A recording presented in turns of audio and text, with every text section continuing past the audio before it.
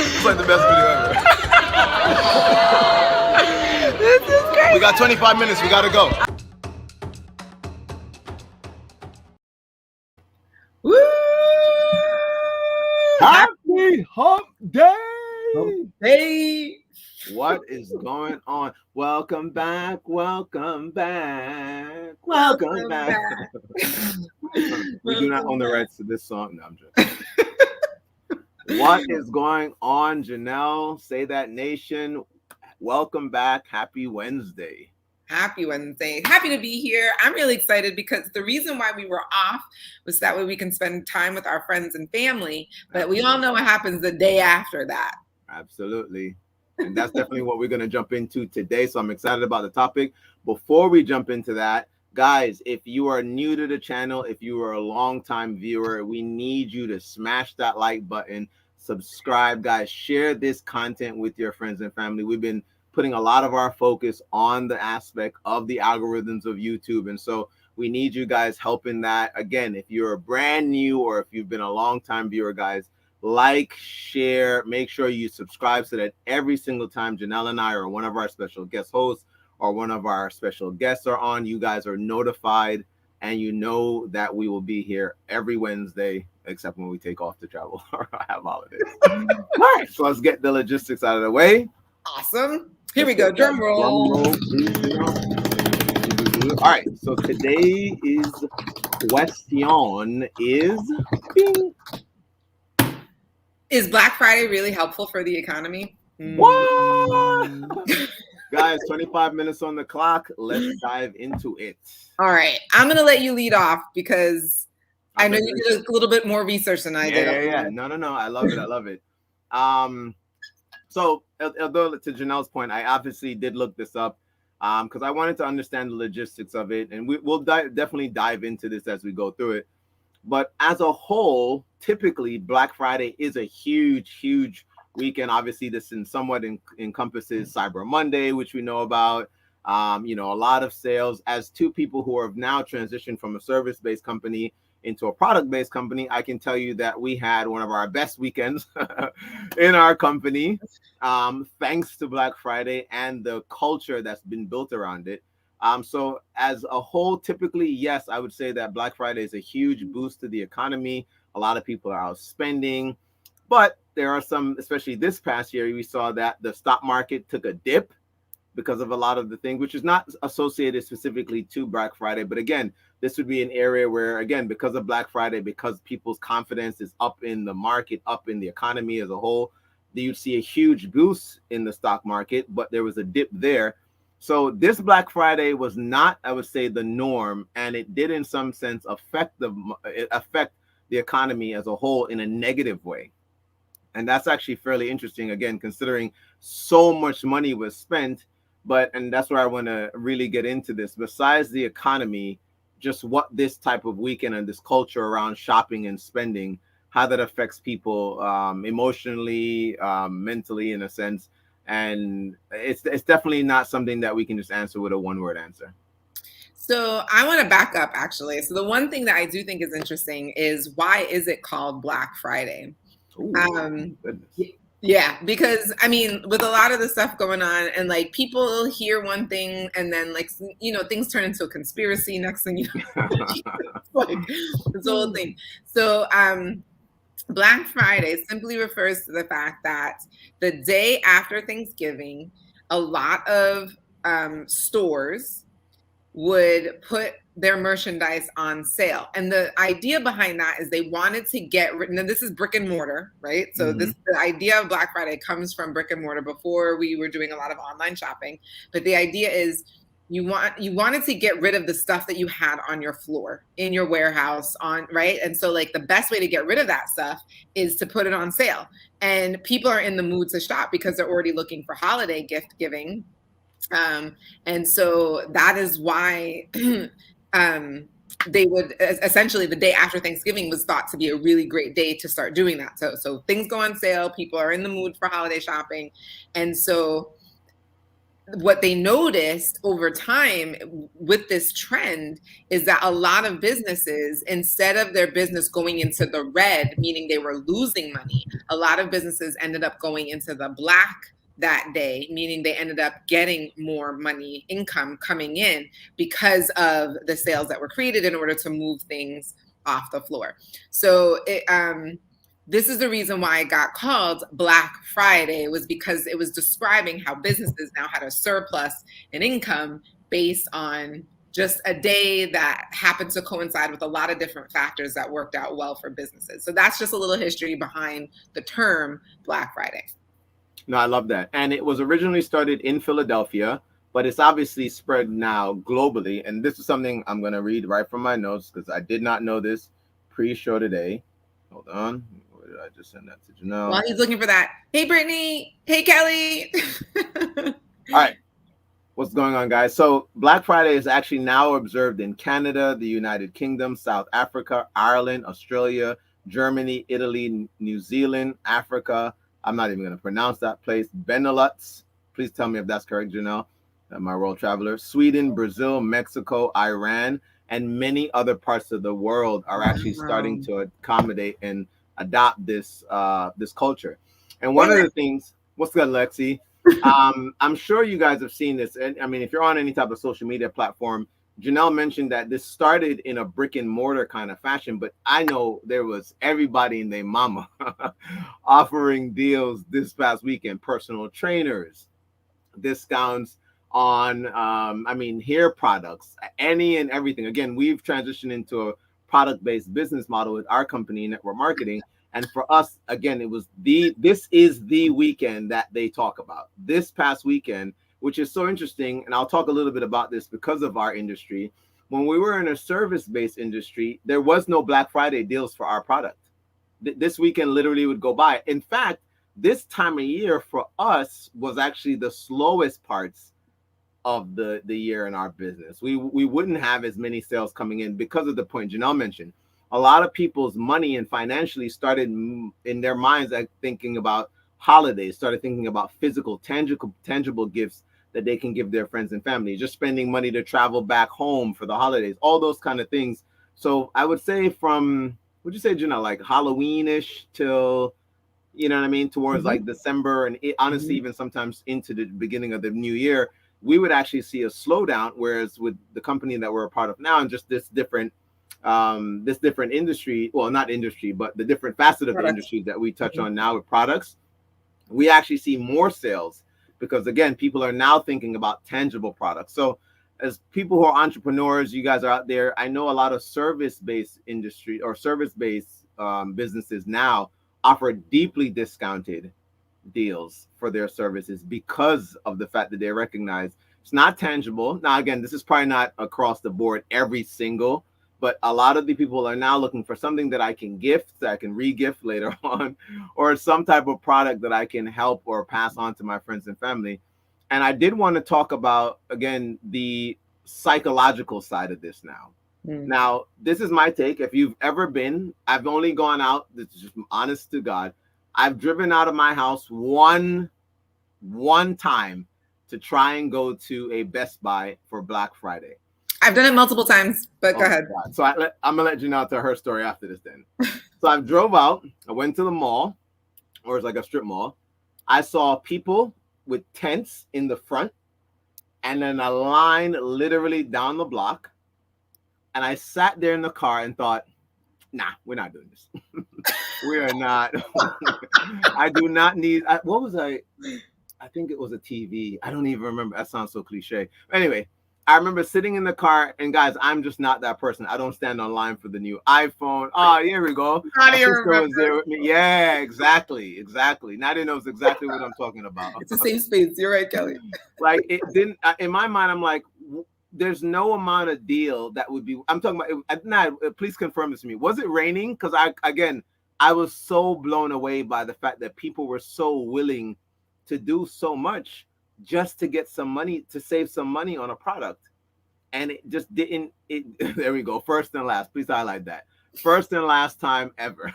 I was traumatized, guys. I've never gone back out on a Black Friday just because it just didn't make any sense. I mean, it didn't make sense to me. Janelle, what about you? So I've done Black Friday now several times. So I was previously married, and so my ex-husband and I, well, we just like, it was like a thing. We were like, let's do it, right? Like, we really need a new TV, or now's the right time to get a couch, or there was always like this one big like item that it was like worth it. And so it was never like we're gonna get a ton of stuff. It was never we're gonna get some gifts. It was always a personal item, and it was like a big ticket item. And so you would choose, like we chose the one that we really wanted. A lot of times it was electronics. He was a big tech guy. So I remember going to like Best Buy. That was like usually our store. And we never did the stay overnight thing. We never slept in tents, but we would show up.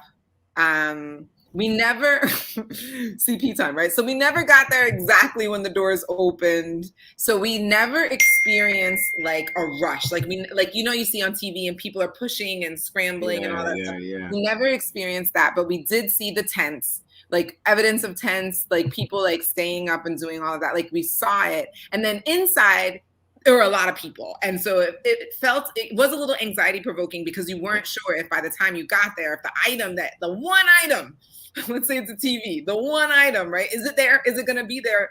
Or is everybody there for that TV as well? And sometimes people aren't. Like at Best Buy, it could be the TV. It could be like some crazy coffee maker that now everybody wants. Like, you don't know what everybody else is there for. So you don't know like if you're going to be like one of the last people to get it.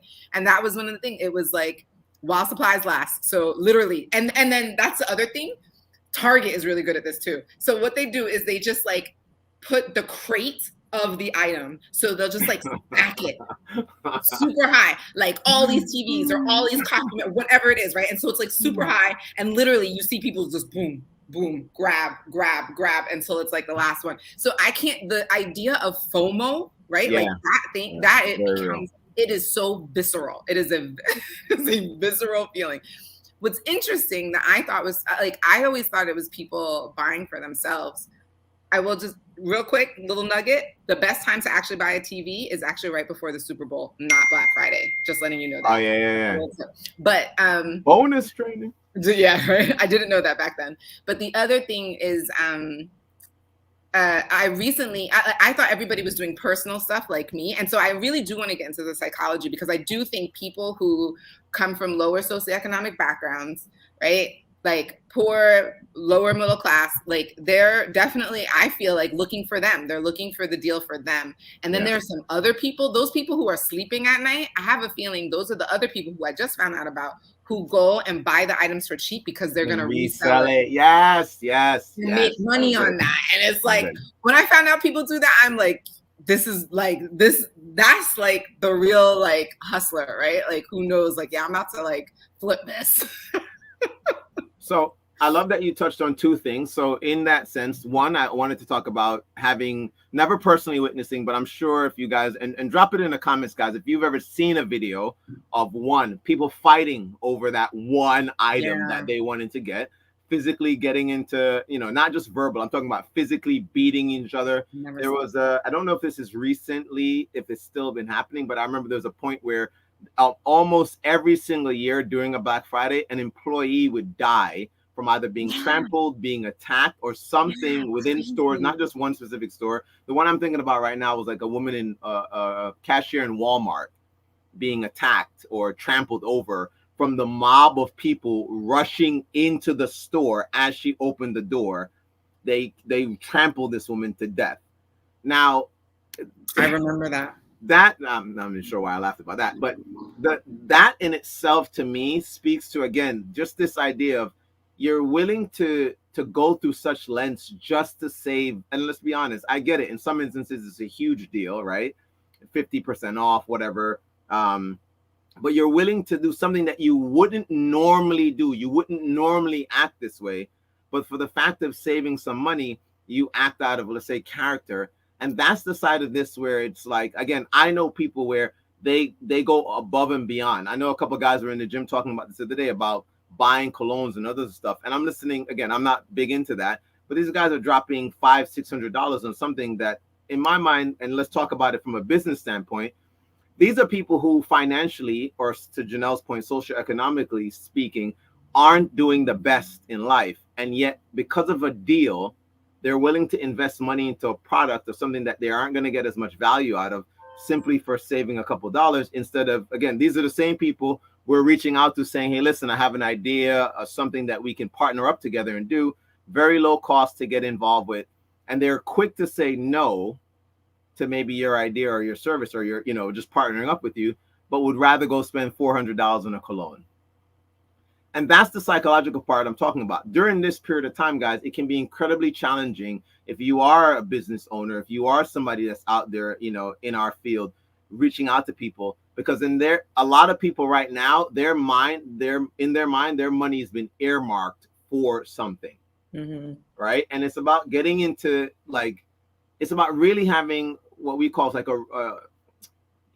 like an authentic conversation, not to say, hey, you're wrong for wanting to buy these things. That's a great reason. They want to help they want to support their family. They want to give, their gifters.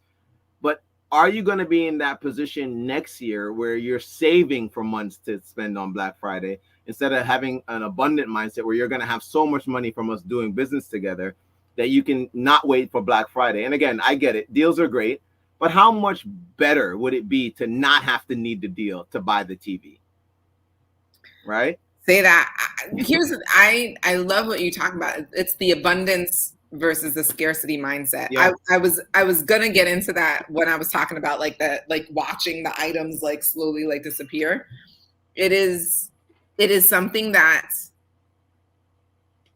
store owners they're counting on. They count, exactly. They use it in order to move product. Knowing that people have the scarcity mindset of oh my God, I'm gonna miss out on this deal or whatever. Or I can't afford it otherwise. I can't afford this. Yes. If it's not for Black Friday. That's right. Right.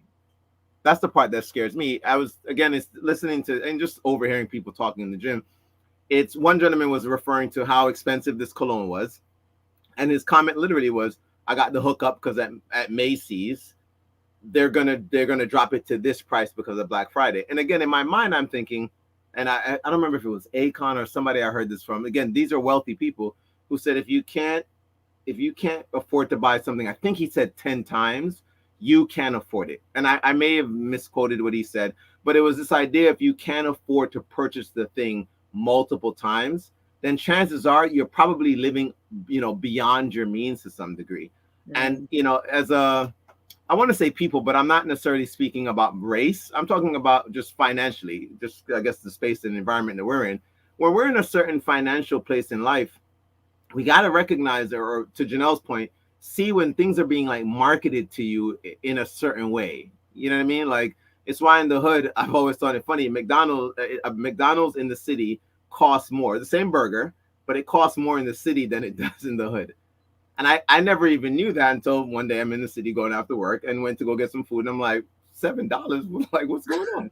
And it was, where's the dollar menu? And there was no dollar menu. But in the poorer economic areas, there is a dollar menu. And I never noticed things like this at first. You know what I mean? You're kind of blind to it, because I didn't realize that there's targets that, they're targeting, it's like the whole liquor store, drug store, gun store, you see that in the joke, but that's a very real thing. There's certain areas they're developed, there are people who have it's not an accident that they're doing certain things, and the way that they're shaping the way that we sit and think about things.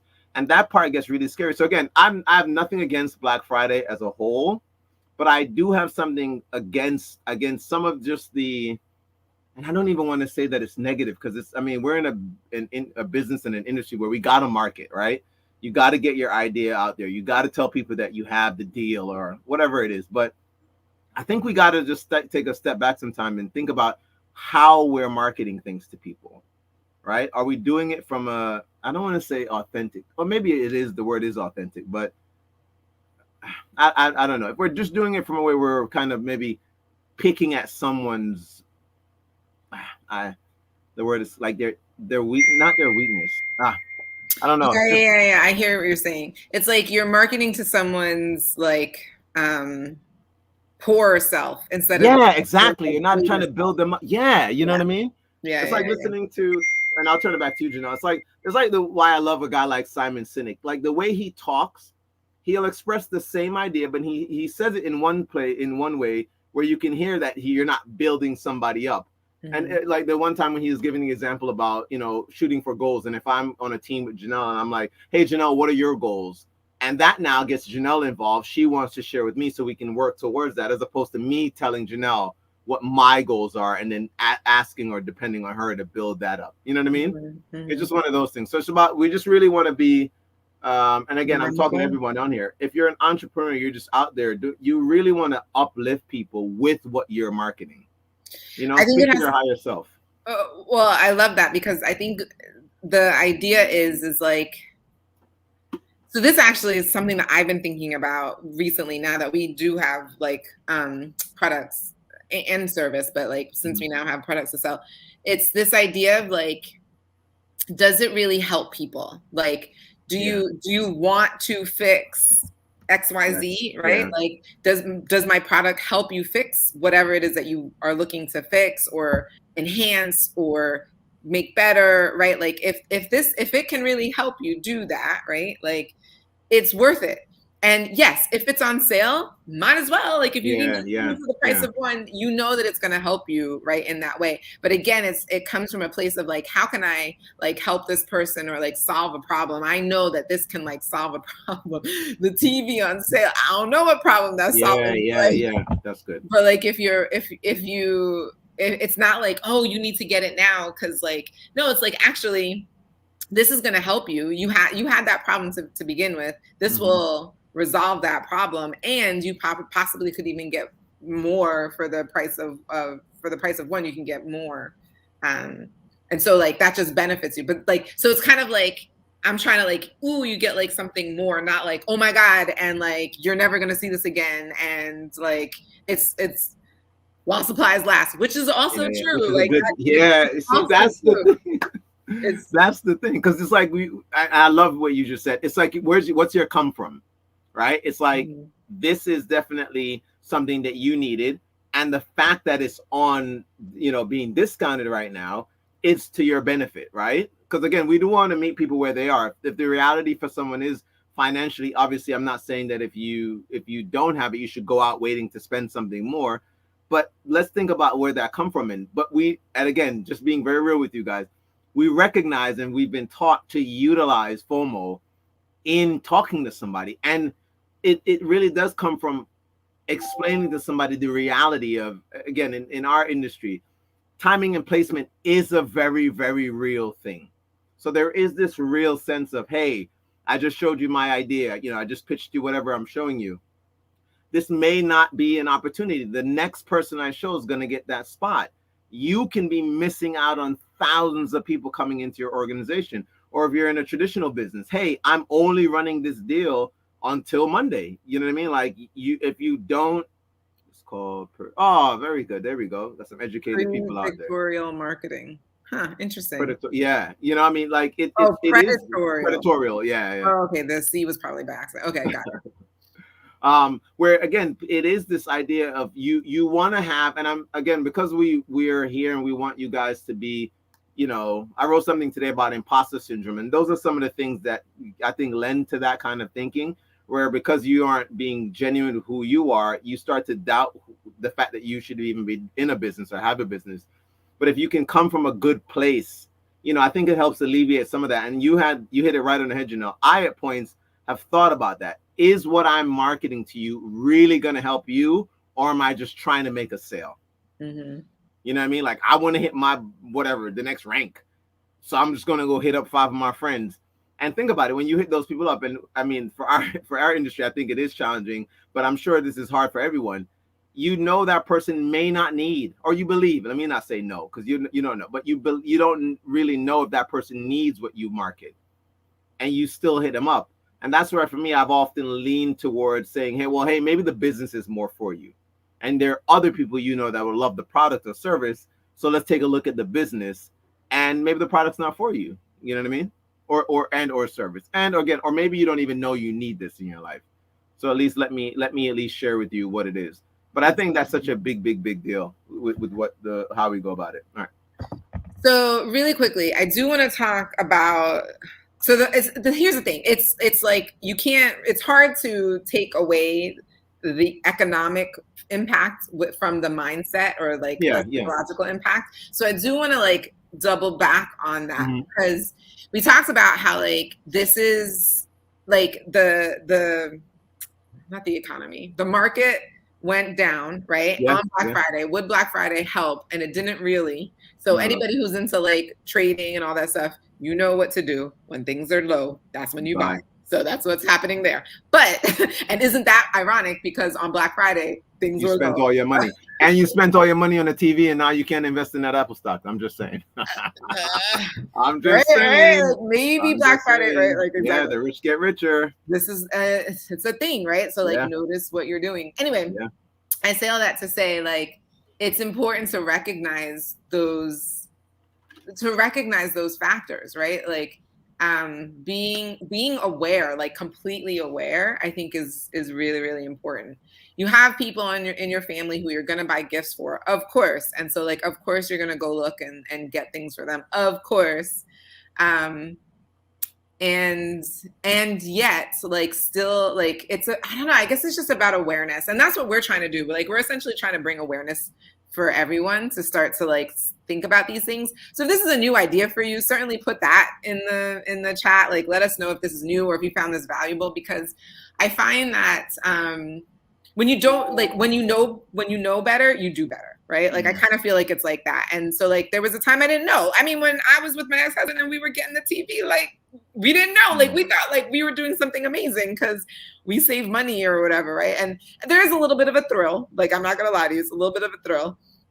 Because we never went to any of those dangerous places that like made us feel like, oh no, like our lives are in danger. So, but like knowing what I know now, like once I learned that tip about the buy a TV right before the Super Bowl, like that's actually the best time to buy a TV. Once I knew that, we never look for a TV on Black Friday ever again. Yeah. And then it was interesting because then it was like, well, what would we get into? And then our like desire to go out for Black Friday like decreased over time because we had more information, we recognized certain things, and so it was just kind of like, all right.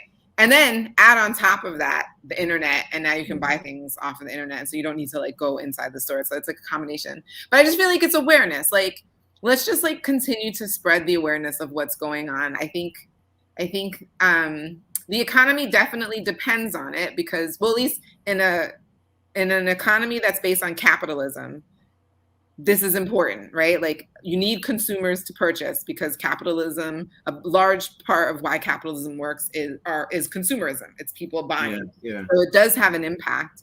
I know that there's one leader I know, one time I remember her saying, you know, when I buy something, I don't look at it as like, oh, I'm buying something. And maybe I'm losing money. And so like her abundance mindset was different level. She was like, I'm helping the economy by like purchasing whatever I'm purchasing. Like I'm feeding someone's family because I'm purchasing XYZ, right? Like just different like mindset in terms of how like she was spending. Yeah, for sure, Jeannie. And so like I feel like that's kind of like knowing both sides of it, right? Like you're at a place now where you recognize that it's important. It does help with the economy, right? It helps people like feed their families and all that stuff. But at the same time, just recognize how things are marketed to you. So that way you can keep your mindset in an abundance mindset instead of a scarcity mindset, because that causes chaos. And I shouldn't say chaos. It could cause chaos, but physically I've seen it cause chaos, but more like anxiety and stress in places that it really shouldn't. And like you need to save up that money exactly for what Winston said, like when the market gets low, like so, and I know we're like definitely over time, but really I wanted to touch on just two things you said, and we can just go a little bit over since we took a break last week. So you guys are still rocking with us, so we love it. One thing I'll say, well, I wanted to touch on this idea, if you knew better, you would do better. And I love what you said about once you guys recognize that it wasn't the best time to buy, which again, you were being marketed that idea and being told that it was right. And you got a little bit more information, so you started making a better decision. I think about that again, even around our industry. People have we did an episode. You can definitely go back and look about this idea of a pyramid scheme and what that all is. And again, if you're educated around that subject, you can make a better decision. You know what I mean? But the other part I would think of it is there's so many, I just like cultural norms that I think families, and not just people, but families are trapped in. And it's like, I can speak just from, I guess, personal experience recently of being in a certain place financially and having to pivot on the way I look at money, the way I spend money, to recognize that I can't just go with what I would want to naturally do. And I say naturally because I've been taught certain things that aren't beneficial to where I am in life. And I watch so many people around me do the same thing. You know what I mean? It's like when I used to live in the city and I saw the really, really nice car, Benz or something, but it was parked outside the project and the person lived there. Now, I'm not judging anybody who would want to choose to stay in a low income home or anything like that, but it just never made sense that you would live there and then spend your money on a depreciating asset like a car when it doesn't add value, or you can go out and buy a home. You know what I mean? Like some of those things just never made sense. And obviously some of the people weren't doing the most reputable type of businesses. So they didn't have clean money. But again, it just never made sense to me that would be you would do that with your money. It's like, why wouldn't you do something else? And I completely agree. The second point I want to make is with what you're saying. If you have an abundance mindset, you do realize, I was listening to an audio recently and it says they're millionaires, people again, who have a lot of money, and they're almost like a hoard mentality. They don't recognize that if I spend it out, it's going to come right back to me. If I spend it on this, it's going to money. It obviously, we are in a capitalistic economy here in the US for sure, and a lot of the world is really. You got to spend money to help support families. I saw somebody said my dog walker, and I know Janelle is all about that cleaning lady. And so am I. No, but that's how you're helping the economy, right? Yeah, I mean, we got Kelly Works on, somebody who employs other people, so she knows, full well what we're talking about having a business that you can support other families. Her business thriving, her abundant mindset around her business is going to have a lot of other people doing well. I'm sure in her mind, it's like, I can't wait to have 4 or 5 offices or virtual offices, however it works, so I can have other people that I'm supporting. And how well will I be doing if I'm able to support 5, 6, 10, families and all those other things? I've changed the Christmas tradition with my kids that over Christmas is not. There we go. That's the stuff I'm talking about, where people are charging things on cards just to get their kid a toy. You know what I mean? And it's going to be obsolete in a few months. I was thinking about the TV thing you said, and I'm like, I wonder how many times I used to spend money on a TV only to see it, 4 or 5 months later, cheaper than what I paid for it. And that used to piss me off, because I know that they're going to come out with a better version soon enough. I love the people who there's a guy I know who has like an iPhone 8. I don't even know what number we're even up to. But I only get new iPhones when my old one breaks. I'm not going out like I used to and getting one every year to keep up with culture. Yeah. We can keep going. I know, guys. we definitely could. If you got a lot of value out of this, please drop a fire emoji, a thumbs up, just say value, right? Let us know. We'd love to hear from you. Check the gear. Yes, this is not the official. But guys, coming soon. We mentioned this a couple weeks back when I think Janelle and Brittany were on. Say That gear is coming. I know Lex Boogie is on. I know you see it, sis. Lex Boogie, the original. So our community members on Patreon will be able to get access to our T-shirts, so you can wear it proudly, right, and support a small business, right? That we are. There you go. So please, I'm going to put that in the chat. that to become a community member on Patreon. It's less than, Netflix, guys, really, like $4 a month. You get access to our overtime, so you can see all the times we go into depth with all of our guests. We have like bloopers on there that you don't get to see at other places. So like, you definitely want to go onto Patreon, become one of our Patreon members. Again, I'm going to put that in the chat right now. It's a Starbucks coffee, people. You can do it. There you go. So shy latte. You're one shy latte away from getting all this tea, this extra tea. Hot tea. That's right. Oh man. And so like, we really just want to continue to provide value to you guys. Honestly, the more community members we have on Patreon, the more people will be able to access to come on to be guests, right? So we really want to create a community where entrepreneurs can come together, and whether it's commiserating or just finding more valuable tools and insight in order to run your business, Patreon, one of our community members on Patreon is definitely where it's at. Mm-hmm. This is just kind of like the appetizer before the meal. So you want to make sure that you do that. And we thank you. We thank you so much for participating with us in this conversation and all of our future conversations. On the week after Thanksgiving, I think it's really appropriate to just give like an extra shout out to everyone who's been on here today. Absolutely. And the past couple of months since we started. We know that you guys are creating the foundation for the community that we're about to like really bring to all these new entrepreneurs who are out there. And so we're looking to support and help each and every one of the small business owners, entrepreneurs, network marketers, everybody. We're out here to help you all. Thank you guys so much. As always, remember you deserve a good life. Say that. Have an amazing day, you guys. Have an amazing week.